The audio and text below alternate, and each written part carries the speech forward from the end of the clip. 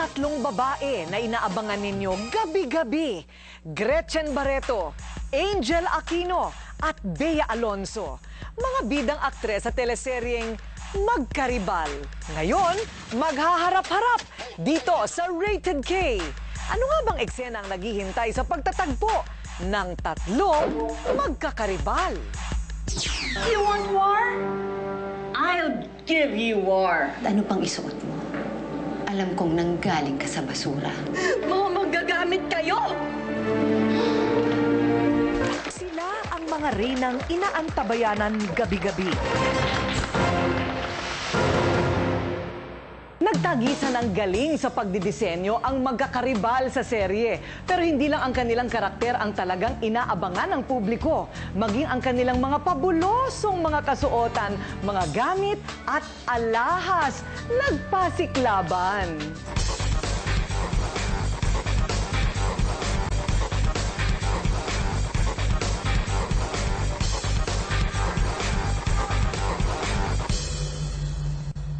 Naliligaw ka yata. No, this is exactly where I want to be.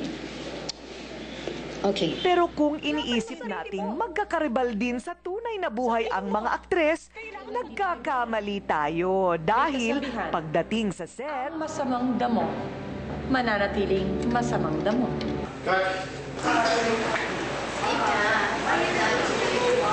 Ang isang Bea Alonso, kahit nakasagsaga ng kanyang career, wala siyang kayabang-yabang sa katawan. Sa set, people don't know how playful and how generous and how kind Ate Gretchen can be. Si Bea, once you get her attention and interest, you can engage her in a long conversation. Si Angel Aquino naman, nakatrabaho ko siya noon sa isang endorsement. And hindi ko siya masyadong nakilala. But now na madalas ko siyang kasama, I really love her as a person. Si Gretchen, gustong-gusto niya when the set is lively. And she provides life to the set. Hindi lang life, pati food. Sa Ate Angel naman, she's a revelation to me na she can pull off a Vera character. Kasi di ba sobrang niyang prim and proper sa totoong buhay. Damit mo,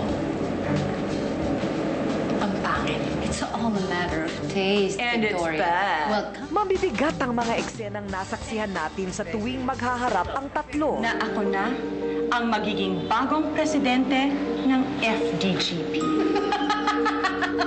what? Are you high? Ang tarayan, Hindi, kailangan ko lang talagang puntahan yung... Nope. ang pangaapi kay Jelay o si Bea. Dapat pangarapin. At higit ang mapisikal na sampalan ng mga karakter. Well, I want the you want war. I'll give you war. You want war? I'll give you war. Smelly, smelly. Nag-joke lang to each other. Pero yung mga binibitawan namin mga salita, sobrang patama talaga sa isa't isa. Parang hindi pa rin natatatakpan yung amoy ng ugali mo. Ang baho! Really? Tulad din ng mga damit mula sa pinagdugtong na tela. Ganon din ang naging buhay at karera ni Gretchen, Angel at Bea na nagsimula lang sa simple. Pero kalaunan ay nabuo din ang kinang, ang kulay at ang kagandahan. Lahat to, ginagawa ko para sa'yo. Si Gretchen o Victoria sa serye.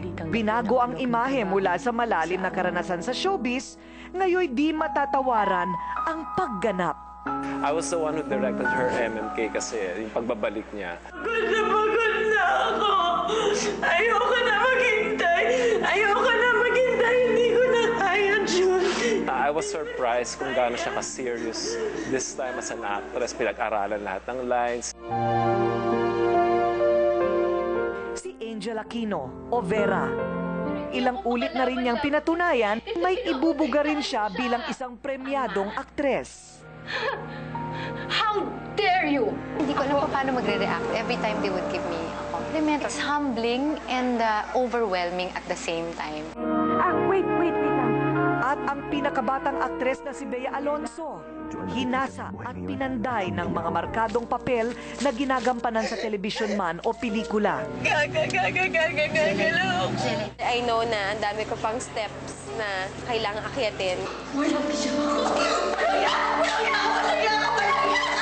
Itong teleserye na to, it's a big transition para sa akin. Saya-saya ko lang.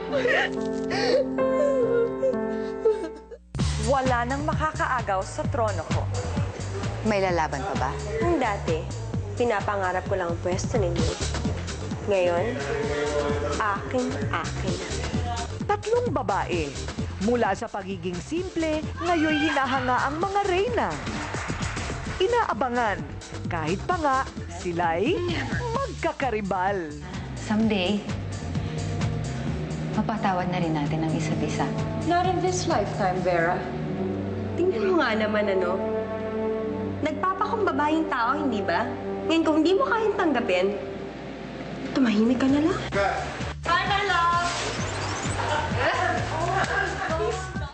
Susunod na, para mapalaki niya ang kanyang naipon, ipinasok niya ang kanyang halos 1 milyong piso sa negosyo. Pero sawing pala dahil siya'y nagoyo na 11 na 1, 2, 3.